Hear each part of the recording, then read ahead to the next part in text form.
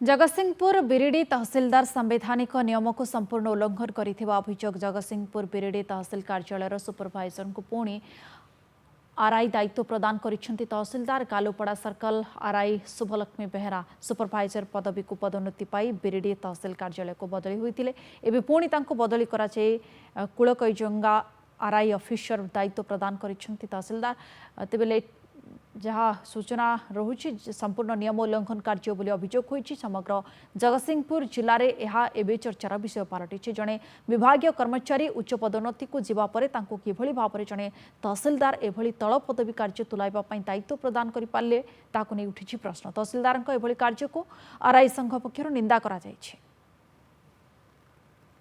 ना एटा गोटे विचित्र नीति जे आमर जे जो आमर गालुपड़ा जी आरआई थिले शुभलक्ष्मी बेहरा तांको प्रमोशन करिके सुपरभाइजर आके बिरिडी तहसील स्थानांतरित करागला ट्रांसफर करागला।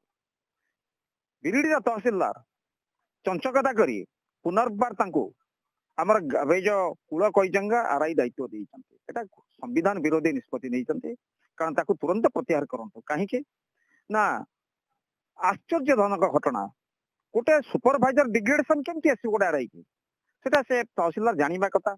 मु भाबुची तहसीलदार बिरिडीकर fundamental knowledge about constitution India पर नाही।